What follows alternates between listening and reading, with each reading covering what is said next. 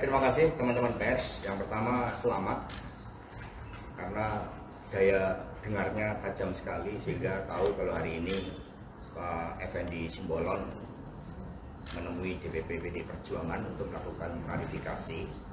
Jadi saya didampingi oleh Pak Komarudin Watubun dan Bung Effendi Simbolon. Telah dilakukan klarifikasi sesuai dengan tugas bidang kehormatan. Jadi yang pertama ya, terkait apa yang menjadi isu akhir-akhir ini terkait dengan pernyataan Pak Effendi Simbolon terkait dengan Pak Prabowo Subianto. Di dalam forum itu ditegaskan bahwa Prabowo diundang dalam kapasitas sebagai Menteri Pertahanan yang semula akan berbicara tentang aspek-aspek bela negara. Kemudian yang kedua, juga kami melakukan klarifikasi karena ada persepsi publik sepertinya Pak Effendi Simbolon itu memberikan dukungan bukan pada calon presiden yang ditetapkan oleh PD Perjuangan yaitu Pak Ganjar Pranowo. Dalam penjelasannya sangat clear bahwa Pak Effendi Simbolon sebagai kader partai taat sepenuhnya untuk mendukung keputusan dari Ketua Umum PD Perjuangan Ibu Megawati Soekarno Putri dan akan berjuang di dalam memenangkan Pak Ganjar Pranowo sebagai calon presiden yang diusung oleh PD Perjuangan bersama dengan partai-partai lain. Kemudian juga selanjutnya bahkan Pak Effendi Simbolon di dalam diskusi sebagai sosok yang sangat memahami terhadap kebijakan pertahanan itu juga bersifat objektif terkait dengan kebijakan dari Menteri Pertahanan Bapak Prabowo.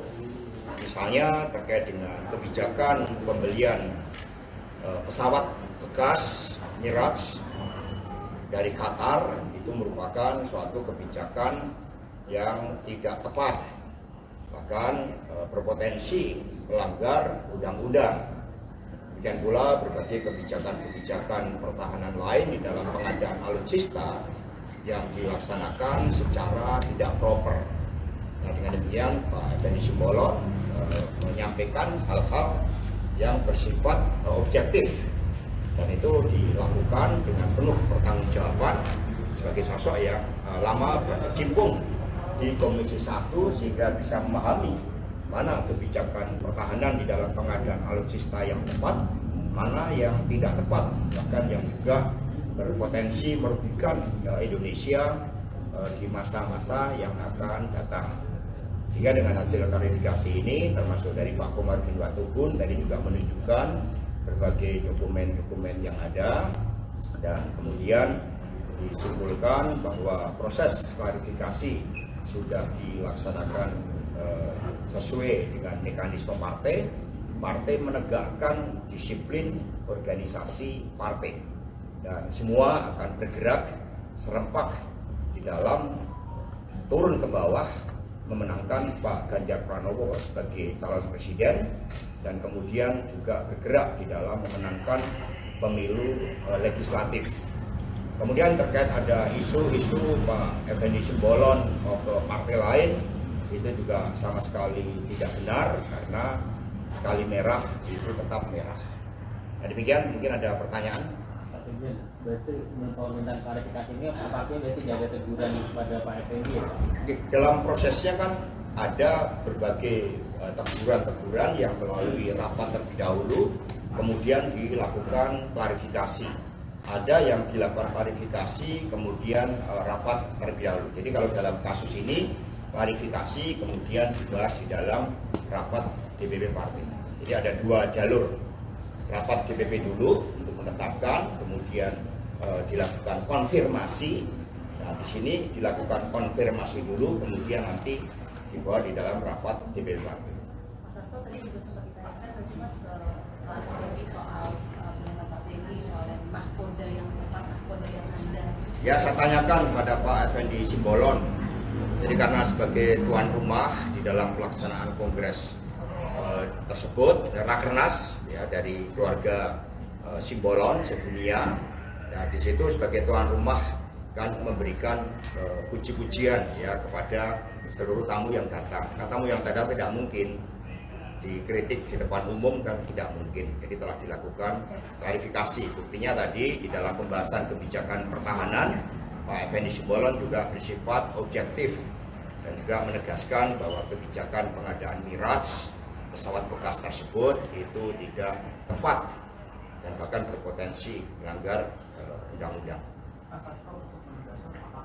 Sanksinya artinya akan dibahas di berikutnya ya? Ya, ini sudah dilakukan suatu klarifikasi, kami akan laporkan di dalam rapat DPP Partai. Tapi dengan penjelasan tadi, ya ternyata kan juga sangat objektif pandangan-pandangan yang diterima DPP Partai, Dewan Kehormatan, termasuk kebijakan pertahanan. Karena pertahanan ini kan menyangkut mati hidupnya suatu bangsa.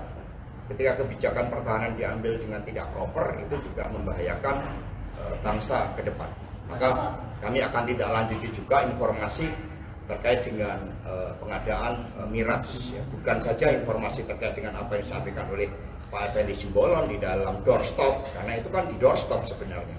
Tapi juga pengadaan kebijakan pengadaan pesawat bekas tersebut. Atau berarti tidak ada aturan organisasi yang dilarang oleh Pak Effendi ya? Bagaimana? Tidak ada aturan organisasi yang dilarang. Ya kan kita akan masih bahas di dalam rapat DPP Partai. Tetapi yang jelas di dalam pernyataan yang digoreng itu kan Pak Effendi Simbolon menegaskan yang pertama taat sepenuhnya sebagai kader keputusan DPP Partai untuk mendukung Pak Ganjar Pranowo. Kemudian yang kedua sebagai tuan rumah mengapresiasi kehadiran Pak Prabowo. Buktinya tadi juga disampaikan suatu masukan-masukan terkait dengan kebijakan pertahanan. Jadi objektif di situ. Ini kan isu ini terus bergulir ke belakangan ini. Nah, ada pesan nggak dari Bu Mega terkait situasi seperti ini, gitu, Pak? Ya kalau seperti ini, Bu Mega kan sudah memberikan direction secara umum DPP Partai yang menjalankan. Ini ada beberapa kader yang tampil akrab dengan baca pres lain. Itu apakah dinilai konsolidasi pada 24 Juni kemarin kurang solid begitu, Bang? Konsolidasi sangat solid. Ya, kan apa yang ada di dalam pernyataan dari seluruh kader ketika Pak Ganjar bertemu dengan 3 pilar partai itu kan sangat jelas. Maka hasilnya elektoral Pak Ganjar itu baru diumumkan pada tanggal 21 April itu sudah melampaui mereka yang diumumkan 1 tahun sebelumnya. Ini kan menunjukkan bagaimana kerja dari 3 pilar partai yang menyatu dengan relawan itu mampu mendorong kenaikan elektoral Pak Ganjar. Dan Pak Ganjar sendiri kan sebagai tokoh yang banyak diterima kepemimpinannya karena pengalaman yang sangat lengkap, baik sebagai anggota legislatif 2 periode maupun sebagai gubernur 2 periode. Sebagai gubernur itu memahami persoalan detail rakyat, jadi sangat memahami apa yang dibutuhkan rakyat, bagaimana gambaran masa depan. Apalagi Pak Ganjar ini kan memiliki stamina yang sangat tinggi, kemudian juga melek teknologi, dan kemudian mampu melaju cepat di dalam melanjutkan kepemimpinan Pak Jokowi. Ya, cukup ya? Cukup clear? Ya, saya mohon maaf akan ke istana, sudah cukup. Ya, Pak Effendi, dikit Pak Effendi. Ya, ya, makasih. Salam komando tuh. Dalam komando Pak ketiga Pak, Pak bikin ikan dong, Pak. Mantap. Salam. Jadi Bang. salam ya.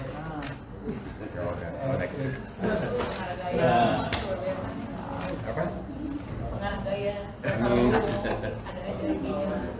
Oke, thank you. Ya, terima kasih Mas. ada tuh di sana. Oke, Mbak.